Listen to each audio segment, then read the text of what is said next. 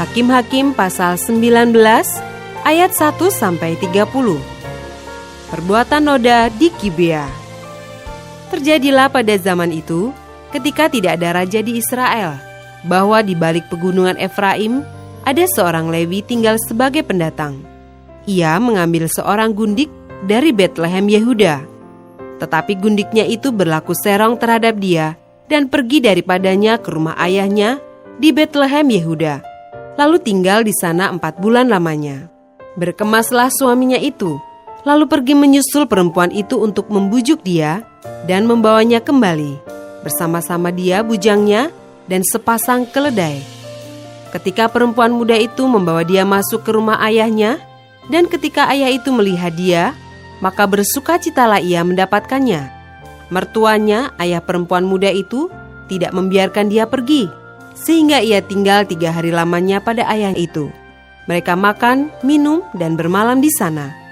Tetapi pada hari yang keempat, ketika mereka bangun pagi-pagi dan ketika orang Lewi itu berkemas untuk pergi, berkatalah ayah perempuan muda itu kepada menantunya, "Segarkanlah dirimu dahulu dengan sekerat roti, kemudian bolehlah kamu pergi."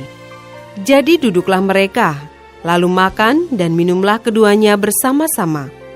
Kata ayah perempuan muda itu kepada laki-laki itu, "Baiklah, putuskan untuk tinggal bermalam, dan biarlah hatimu gembira."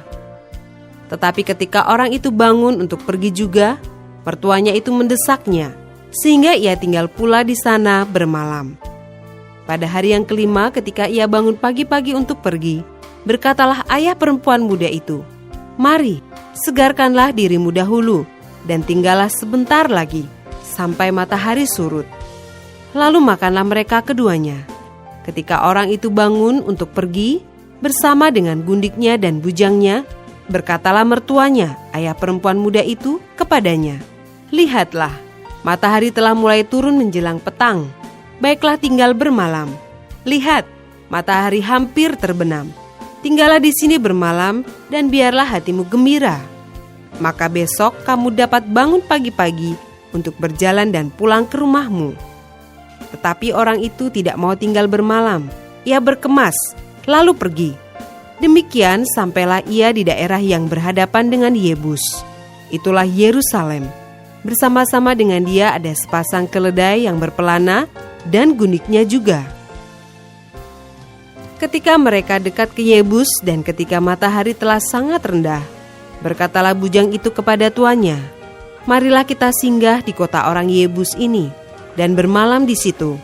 Tetapi tuannya menjawabnya, "Kita tidak akan singgah di kota asing yang bukan kepunyaan orang Israel, tetapi kita akan berjalan terus sampai ke Gibea." Lagi katanya kepada bujangnya, "Marilah kita berjalan sampai ke salah satu tempat yang di sana dan bermalam di Gibea atau di Rama."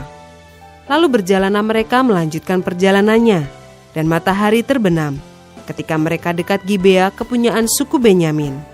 Sebab itu singgahlah mereka di Gibea, lalu masuk untuk bermalam di situ, dan setelah sampai, duduklah mereka di tanah lapang kota.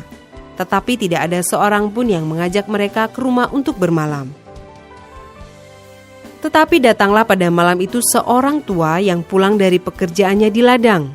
Orang itu berasal dari pegunungan Efraim dan tinggal di Gibea sebagai pendatang. Tetapi penduduk tempat itu adalah orang Benyamin. Ketika ia mengangkat mukanya dan melihat orang yang dalam perjalanan itu di tanah lapang kota, berkatalah orang tua itu, "Kemanakah engkau pergi dan dari manakah engkau datang?" Jawabnya kepadanya, "Kami sedang dalam perjalanan dari Betlehem Yehuda ke balik pegunungan Efraim. Dari sanalah aku berasal. Aku tadinya pergi ke Betlehem Yehuda dan sekarang sedang berjalan pulang ke rumah. Tetapi tidak ada orang yang mengajak aku ke rumahnya. Walaupun ada padaku jerami dan makanan untuk keledai kami, pula roti dan anggur untuk aku sendiri. Untuk hambamu perempuan ini dan untuk bujang yang bersama-sama dengan hambamu ini, kami tidak kekurangan sesuatu." Lalu berkatalah orang tua itu, "Jangan khawatir, segala yang engkau perlukan biarlah aku yang menanggung. Tetapi janganlah engkau bermalam di tanah lapang kota ini." Sesudah itu dibawanyalah dia masuk ke rumahnya. Lalu keledai-keledai diberinya makan. Maka mereka pun membasuh kaki, makan dan minum. Tetapi sementara mereka menggembirakan hatinya, datanglah orang-orang kota itu, orang-orang Dursila, mengepung rumah itu. Mereka menggedor-gedor pintu sambil berkata kepada orang tua pemilik rumah itu, "Bawalah keluar orang yang datang ke rumahmu itu, supaya kami pakai dia." Lalu keluarlah pemilik rumah itu menemui mereka dan berkata kepada mereka, "Tidak, saudara-saudaraku, janganlah kiranya berbuat jahat, karena orang ini telah masuk ke rumahku. Janganlah kamu berbuat noda. Tetapi ada anakku perempuan yang masih perawan, dan juga gundik orang itu. Baiklah kubawa keduanya keluar. Perkosalah mereka dan perbuatlah dengan mereka apa yang kamu pandang baik. Tetapi terhadap orang ini janganlah kamu berbuat noda." Tetapi orang-orang itu tidak mau mendengarkan perkataannya. Lalu orang Lewi itu menangkap gundiknya dan membawanya kepada mereka keluar.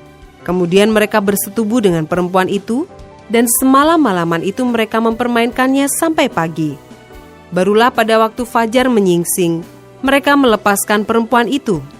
Menjelang pagi perempuan itu datang kembali, tetapi ia jatuh rebah di depan pintu rumah orang itu, tempat tuannya bermalam, dan ia tergeletak di sana sampai fajar.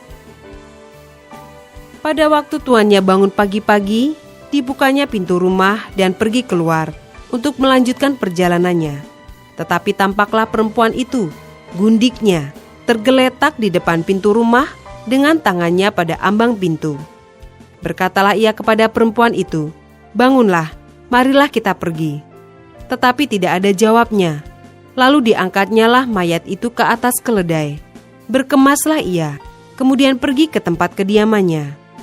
Sesampai di rumah, diambilnyalah pisau, dipegangnyalah mayat gundiknya, dipotong-potongnya menurut tulang-tulangnya menjadi 12 potongan, lalu dikirimnya ke seluruh daerah orang Israel.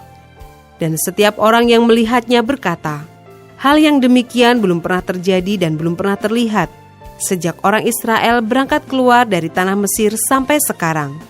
Perhatikanlah itu, pertimbangkanlah, lalu berbicaralah."